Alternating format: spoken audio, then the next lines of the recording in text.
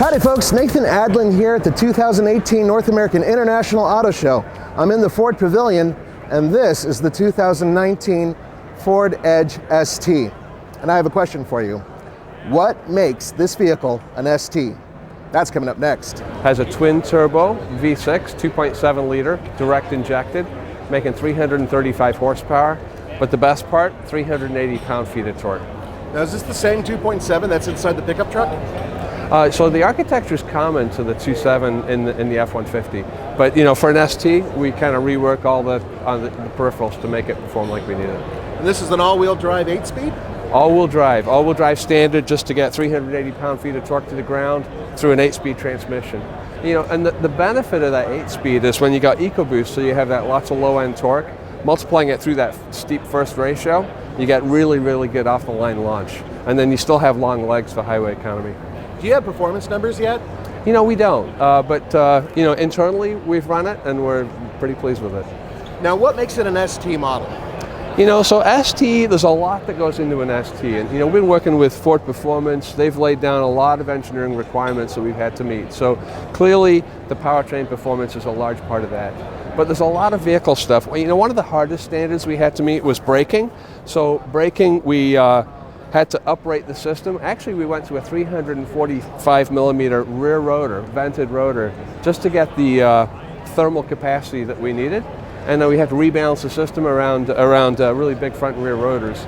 So that was one of the things that makes it an ST, is just great brake performance.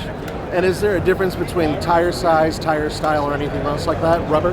Yeah, actually there is. So ST comes on 20-inch.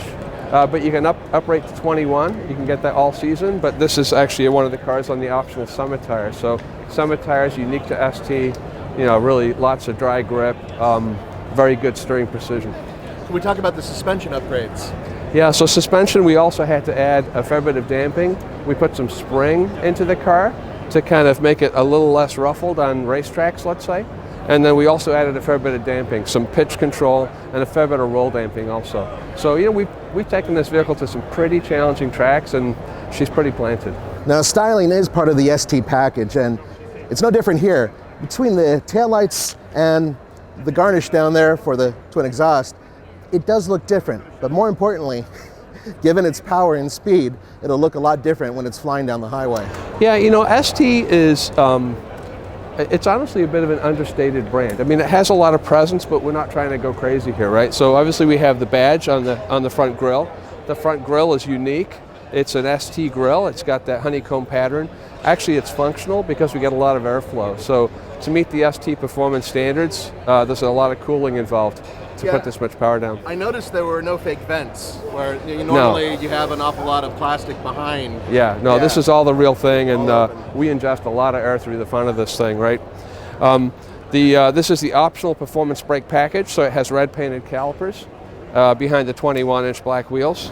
So what about the interior? Well, you have special seats, of course, special steering wheel, automatic transmission is rotary, and in the middle, the S button, well, that's for sport. So we have performance scuff plates on the interior, and also ST nomenclature on the steering wheel, I should say, unique seat stitching, and obviously heavily bolstered seats to keep you in place when you're cornering. Have you had a chance to drive it? Oh yeah, I've driven this a lot. Oh yeah? It's a hoot. It really is a good time. Now, I've had an opportunity to drive both the Focus ST and the Fiesta ST. In both of those vehicles, the dynamics are remarkable, but both of those vehicles are also front-wheel drive. Right. So, obviously there's an additional weight, but you also get better traction, I'm sure. Right. Do they feel similar? Is there some sort of similarity between the front-wheel drive cars and this one? I would say there's actually a lot of family resemblance. Really? We have certain DNA targets we have to meet, so the steering and the suspension control is very similar. Obviously, we're putting a lot of torque to the ground here, so the all-wheel drive, actually that gave us an additional tuning parameter. We're able to tune the all-wheel drive system to get us around the track more quickly. But I think you'd be surprised, it's actually quite similar.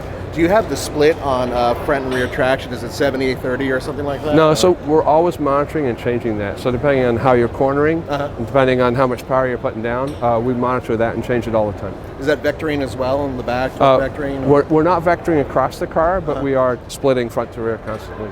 In terms of an everyday driver. Can this be an everyday driver? I mean, really? I'm glad you asked that because, I think part of the ST formula is this is not a vehicle that is it's not a weekend warrior, right? Some of us have that track car in the garage, but other of us, aren't able to do that. So this is for the person that needs the versatility of an SUV, and it delivers that, but they, want to take the long way home occasionally, right, and have a bit of fun. And so really that is kind of the success formula of this product. You have to be able to drive it every day. So, we were a little measured, we didn't go crazy, but it's got some real serious performance. Well, that's terrific. What's your favorite part of this vehicle? The thing I like best is sport mode. Oh yeah? So sport mode, in the center of the rotary shifter, there's a button with an S on it. You go to sport mode, because it's in the shifter you'd expect, and you do get an enhanced shift schedule that's different. But you got a lot of other things. The sound of the motor changes due to some calibration changes. Okay. We also have a faster throttle response in sport mode. And then we also pop the tack up. We don't think that you probably want to know distance to empty when you're in sport mode. You got some other things on your mind. For sure. But then also it changes the shifting behavior. So if you're driving down a very challenging road or track and you're diving into the hairpin, then we'll rev match downshift and pre-select the apex gear to put you at the apex at high RPM so you can spank it into the next as fast as you can out of the apex. Yeah, Yep. Oh, that's great. Well, I cannot wait to try one of these. I am absolutely stoked about it. So tell us about the ESC. So one other thing that we did that's I think a little unusual for an SUV, I think you'll see this on some performance sports cars, is you are actually able to take ESC. We turned traction control off. Everyone turns traction control off to get up the driveway. But you can hit the button and turn ESC into a relaxed mode. So if you want to explore your capabilities or the capabilities of the vehicle and you're in a safe place to do that, then it'll widen the window so you can actually slide the car around a little bit and explore. And then if you're in a really good place, you can turn it off all the way. Completely off? Completely off for yaw stability. We'll keep roll stability control engaged to keep it shiny side up. Right, so you're not flipping and flying. But yeah, you can actually fully explore the capability of this vehicle. Very cool. Pretty unusual for an SUV. Yeah, it is. Yeah. So there are a few unanswered questions, including price. Don't know that. EPA? Don't know that either. But we do know that this will be available summer of 2018. For the Fast Lane Car, this is Nathan Adlin. I'll see you next time.